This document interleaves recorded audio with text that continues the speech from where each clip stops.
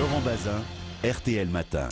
Bonjour Grégoire Leclerc. Bonjour. Alors on avait eu le mouvement des pigeons, c'était les chefs d'entreprise qui étaient très mécontents des réformes du gouvernement. Vous êtes vous le chef des poussins. Oui, tout à fait. Les poussins sont les... C'est vous qui vous êtes appelé comme ça, hein, on se moque pas. En Oui, disant non, ça, hein. c'est pas une C'est le blague. mouvement né sur Internet. Effectivement, on a utilisé ce bestiaire-là pour expliquer qu'on est effectivement des poussins, mais qu'on va grandir et qu'on a des projets et qu'il ne faut pas les tuer dans l'œuf. Alors on parle des auto-entrepreneurs qui ont donc choisi, par votre voix notamment, d'exprimer leur colère. Sur les réseaux sociaux, 87 000 signatures pour la pétition. Il y a 900 000 auto-entrepreneurs en France, donc ça fait 10% d'entre eux, ça fait quand même beaucoup.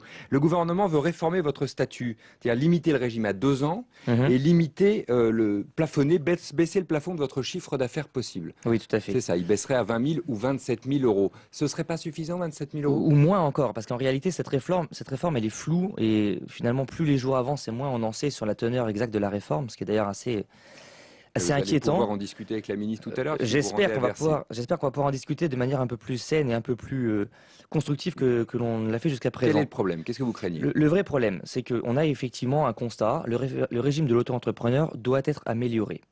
On a demandé, le gouvernement, et d'ailleurs en accord avec les fédérations professionnelles, de faire un rapport qui a été fait par les 2 corps d'inspection les plus prestigieux de France, à savoir l'inspection générale des finances et l'inspection générale des affaires sociales. Et ces 2 corps nous disent, ne limitez pas le régime dans le temps, ne changez pas le système fiscal et social. En revanche, faites un certain nombre d'aménagements en termes d'accompagnement, de formation, de contrôle pour renforcer finalement ce régime tel qu'il existe aujourd'hui. Je peux mettre les pieds dans le plat pour Mettez-les éviter les abus, pour éviter des gens qui sont sous statut d'auto-entrepreneur alors qu'en vérité ils pourraient parfaitement créer une société mais que ça évite de payer des charges sociales plus lourdes. Alors en réalité ça c'est pas tout à fait vrai parce qu'effectivement comme le chiffre d'affaires est limité à 32 000 euros, dès lors qu'on veut grandir un peu, avoir un salarié, un stagiaire, commencer à se développer, partir à l'international, il faut changer de régime. Et c'est naturel et d'ailleurs ça se fait déjà puisqu'on sait qu'aujourd'hui sur les 900 000 Français qui sont auto-entrepreneurs, 70 000 par an changent de régime. Ils n'ont pas attendu Sylvia Pinel pour changer de régime. Dès qu'ils ont vu qu'ils avaient besoin de grandir, ils ont grandi. C'est la ministre de l'Artisanat que vous venez de citer. Exactement, la ministre de l'Artisanat. Ils sont devenus poussins, ils sont devenus poules, coq, poule ou pigeon. Okay. Mais pour ceux qui ne veulent pas grandir, qui ne sont pas encore prêts à grandir, il faut les laisser se développer à leur rythme. On estime avoir la liberté de grandir à notre rythme. Et c'est sur ce point-là qu'on a aujourd'hui une véritable zone de crispation. Si vous n'aviez pas eu ce statut d'auto-entrepreneur, qu'est-ce qui vous serait arrivé à vous? Vous avez 30 ans. Mais j'aurais jamais entrepris. Jamais? J'aurais jamais entrepris parce que je suis salarié à côté, j'aurais gardé mon job de salarié, puis j'aurais jamais testé quoi que ce soit, et sans doute j'aurais pas créé mon auto-entreprise, et donc j'aurais pas généré de revenus complémentaires. Les auto-entrepreneurs, c'est pas que un concept, c'est quand même effectivement 900 000 Français, c'est quand même 6 milliards d'euros de chiffre d'affaires par an, c'est quand même 500 millions d'euros de revenus nets pour l'État. C'est une sérieuse concurrence pour les artisans? C'est absolument pas une concurrence pour les artisans. Alors ça, c'est un point. Oui, c'est ce qu'ils disent, mais les artisans n'ont pas lu le rapport IGF-IGAS, n'ont pas lu les rapports d'expertise des experts comptables. Et les artisans sont sur des arguments qui sont de nature politique et pas de nature technique. Ils voient les marchés leur filer entre les doigts. Voilà, donc ils sont contre la concurrence.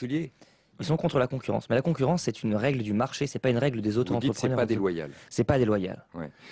Si ce projet gouvernemental entre en vigueur, concrètement, qu'est-ce qui va se passer? Vous dites 300 000 personnes de plus à Pôle emploi? Alors, comment vous réussissez à arriver à ce chiffre-là? On arrive à ce chiffre-là parce qu'aujourd'hui, sur les 900 000 auto-entrepreneurs, vous en avez 450 000 qui génèrent vraiment du chiffre d'affaires, donc qui sont réellement actifs. Et sur ces 450 000, on en a à peu près 300 000 qui viennent de Pôle emploi et qui aujourd'hui ne vivent que de leur auto-entreprise.